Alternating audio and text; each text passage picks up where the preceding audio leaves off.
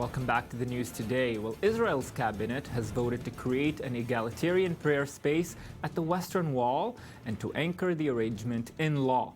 The move is being viewed as landmark for Jewish pluralism and non-Orthodox movements. But not everyone is on board, as Tamara Ziv shows in this next report. It's a historic agreement held by some as a revolution for women and Jewish pluralism in the Holy Land. The Israeli cabinet has approved the so-called Mandelblit plan for a third egalitarian prayer section at Jerusalem's Western Wall. The new area, called Ezrat Yisrael, is to be located in the Western Wall Plaza's southernmost corner underneath Robinson's Arch, which has already been used frequently for egalitarian prayer services.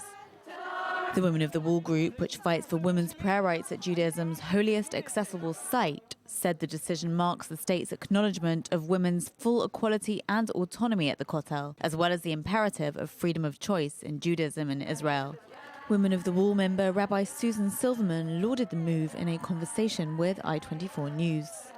As absurd as this is, there were actually laws against Jews practicing Judaism at our most holy space.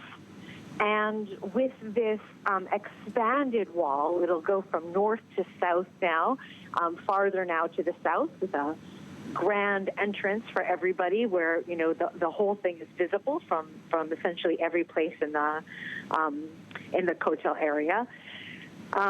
With this new space, there will be room for everybody to come pray according to his or her custom without anybody spitting or harassing or arresting. And there will be Torah available for all Jews, not just half. The plan constitutes a landmark compromise, ending a decades-long fight between Women of the Wall and Israel's ultra-Orthodox religious establishment. In addition to the creation of the new section, the agreement also consolidates ultra-Orthodox control of the Orthodox section. The deal, however, is likely to spark further controversy. Several groups have declared their opposition to the cabinet decision, including the original Women of the Wall, which broke away from the Women of the Wall group and declared that it will continue to hold prayer services at the Western Wall, and not at the Robinson's Arch site located in the southern expanse of the Western Wall. On the other end of the religious spectrum, ultra-Orthodox lawmakers have announced that they intend to try to block funding for the new prayer section. Yes, and now I'm happy to be joined in studio by Linda Avitan, board member of Women of the Wall and co-chairwoman of the Adat Shalom Emmanuel Conservative Synagogue in Rehovot. Good evening. Thank you for being with us. Good evening. Thank you so much for having us. It's our pleasure, and truly a historic achievement. But as you will also show us tonight, the road wasn't always easy. The road was very difficult. We spent 27 years praying at the women's section of the wall. That was the option we had. And there were many people that didn't like us to pray out loud, didn't agree that we should put on our talit, which is the garment that men wear, and many women have adopted this custom of wearing this talit. We have a special talit for Women of the Wall that we designed, and many other customs such as reading from the Torah. People were against it, and the rabbi of the Kotel forbade it, even though it wasn't in his jurisdiction to do so.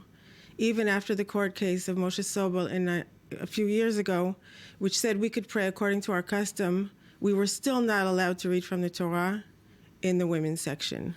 Were you surprised by this development? Because many people are saying, how come now with this government, where it's least expected, the government is often criticized for passing this bill and that bill and being called undemocratic. Were you surprised that this happened now? I was a little surprised, but it's been under negotiation for 2.5 years, and I think they just want us out of their sight, so they're willing to come to an agreement whereby we will be able to pray in our custom, as well as the other pluralistic groups, the Reform movement, the Conservative Masorti movement, and people that want to have services that are not Orthodox can do so freely now and not be afraid of being harassed, being yelled at, being spat at, being arrested as we used to be. So it's actually an achievement for everybody. People can come and pray in their custom and not have to give in to somebody else's custom. And how do you respond to those saying, well, this is turning religion into a political debate rather than a religious one? Well, I have news for you. Religion is politics in Israel, and we can't get away from it so far. That's the way it is in Israel, unfortunately. There's no division between religion and state. But this might be a first breakthrough to show that there are more than one way of being religious or practicing religion in Israel. And yes, there are many people that are not Orthodox that would like to pray in another way. And so this will pave the way for being legitimate in other ways. Tell me about the personal victory for you, aside from the victory for Women of the Wall. So I started coming to Women of the Wall about 5 years ago when many women were being arrested, although I had identified with it for many years. And when women started being arrested, I said, this is it. I have to go and be there with them. I can't let this happen in my country, in Israel, to go and pray as a Jew. I grew up in the United States. How could this ever have been heard of? And I had to give my voice and my body and my spirit into this movement to make it happen. And it's just unbelievable that in spite of all the opposition on many sides and the politics and the funding, the Western Wall Heritage Foundation holds so much funding, and we had all the chances against us, and we won because of our tenacity, and we did not give up because we believe this is what is right for the Jewish people and for women and girls. Girls have a right to have their bat mitzvah. Women have the right to see their sons having a bar mitzvah without standing on those plastic chairs and looking over the wall like spectators. It's not what you were hoping for. It's just not honorable and decent for having women to look at their sons over a wall standing on chairs. Well, I want to join into our conversation. Shulamit Magnus, Professor of Jewish Studies and History at Tel Aviv University. Good evening. Thank you for being with us tonight. Good evening. Of course, in an article you wrote for the Jerusalem Post today, you say, and I quote, "Coercion is wrong in religion and it is wrong in public policy. It is wrong, above all, at the Kotel." So you point to problems in this deal. Tell us about them. The deal is very, very problematic. It trades in the rights. It takes the rights, the hard-won rights of Jewish women to pray in peace according to our custom at the Kotel, at the national holy site of the Jewish people. It takes our hard-earned rights there, and it uses it as currency to buy the conservative and the reform movement's recognition at Robinson's Arch. We're not opposed to people having Robinson's Arch for whatever kinds of services they want to have there, for egalitarian services. We believe that everybody should be able to pray in peace according to their customs and according to their conscience.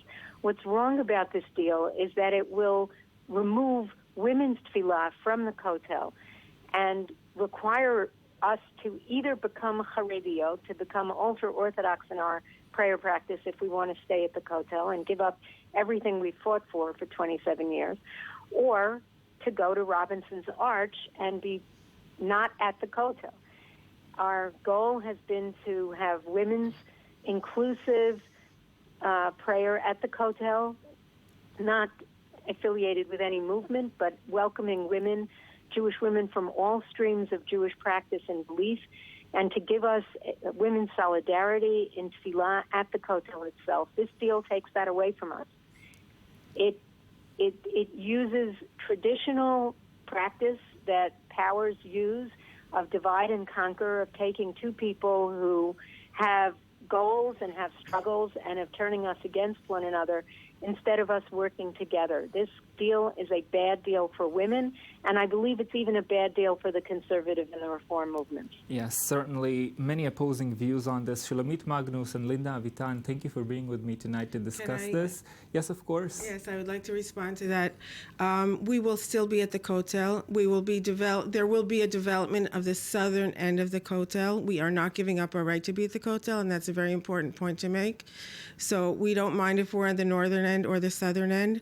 This area will be developed, and we will be able to use it as a respectable prayer area. And in addition, the upper part of the Kotel will be used as a national place for having ceremonies of national interest. Yes, Linda Avitan, thank you very much. Thank you very much. I want to share this next piece with you. I-24 News was at the Kotel today and gathered these responses. I'm delighted with the decision. It's an incredible opportunity for the State of Israel and for the Jewish people and for Jewish women. We have achieved something which is unprecedented, which is the government of Israel recognizing pluralism, Jewish pluralism, women and women's prayer as part of the spectrum of what happens here at the Western Wall. I wonder what their reasons are, if they're real or they're just being antagonistic or let's be a little provocative. But I think that obviously their provocations stir the government to make a decision, and I think it should be good for everybody. I think there are good and less good sides to this. Good because, if they really want to put that tefillin and wear talit, it's their own choice. I mean, it's their business. And if men want to pray with them, it's also their own business. What could have bothered me is if they wanted to pray with the women while wearing their talit and their tefillin. I am disappointed by the level of attention that they get, by what they're able to accomplish, despite being a small minority who actually, they're not doing this because they're believers, because this is their religion, because they so bad want to pray and be close to God. They're doing because this is a way to fight the religious Jews. Yes, we're staying with the topic of Jewish heritage, although from a different angle. In October, Spain's government passed a law to allow descendants of Jews expelled from the country in 1492 to become Spanish citizens. Here in Israel, some people have already taken advantage, as Mael Ben-Olien and Tamar Aziv found out. Yossi Benaim is no longer only Israeli. A few days ago, this 30-something also received the Spanish citizenship.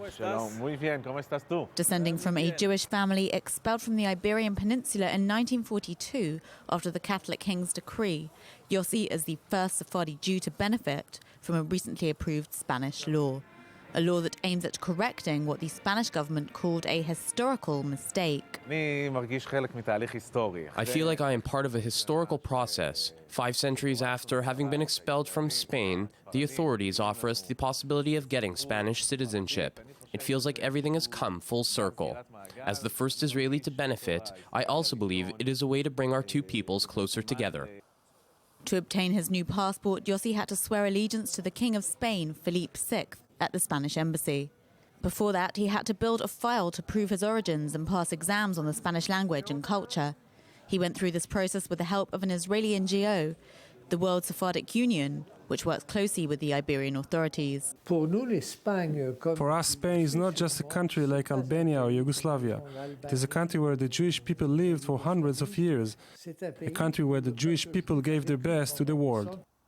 According to some genealogists, another 3 million Jews would, like Yossi, meet all the requirements to benefit from this new law and receive Spanish citizenship.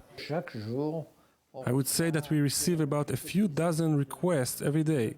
I think we are doing this for the good of pretty much everybody, the Spanish, the Israelis, the Sephardim.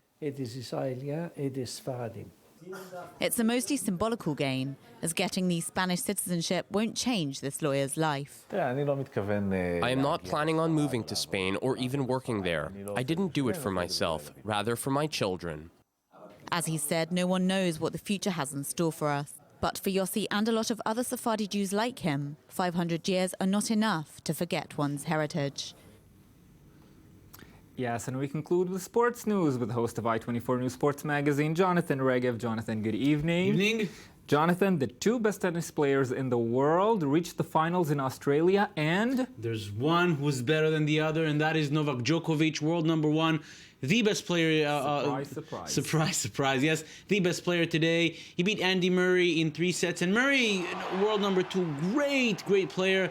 But Novak Djokovic currently is on a league of his own. He tied the record for 6 Australian Open titles. Only one person, Roy Emerson, back in the 60s and 70s did that. And now Novak Djokovic did it as well.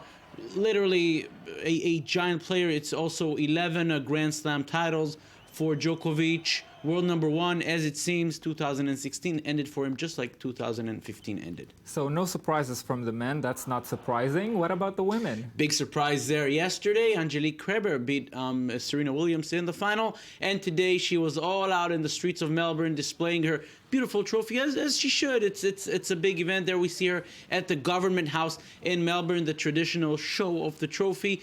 Big win for her. She's 28 years old, not new in the circuit, but it's her first Grand Slam, and she's up to world number 2 in the rankings that are going to appear tomorrow. Big win for Kerber, first Grand Slam, only second victory over Serena Williams in 7 meetings. She should celebrate. And Jonathan, you always prove to us how much joy football can bring, even in the most unlikely places. Such as Iraq, for example. Not a lot of joy there. But the under-23 team came back from the Asian Championship in Qatar. Why is this joy? Iraq came in third, which means they have qualified to the Rio Olympics later this year. And yeah, celebrations there at the airport in Iraq. They're back from Qatar, from the tournament. And yeah, big celebrations. They should. They will be in Rio de Janeiro. When will Israel be there for football? I wonder. I wonder too. And we'll keep wondering. Good news from Iraq. Jonathan Regev, you never cease to surprise me. Yes, good news from Iraq. That's what I'm here for. Jonathan Regev, thank you very much. Thank you. And the news today is done for tonight. Please join us again tomorrow, same time, same place, from the Jaffa Port. Until then, good night.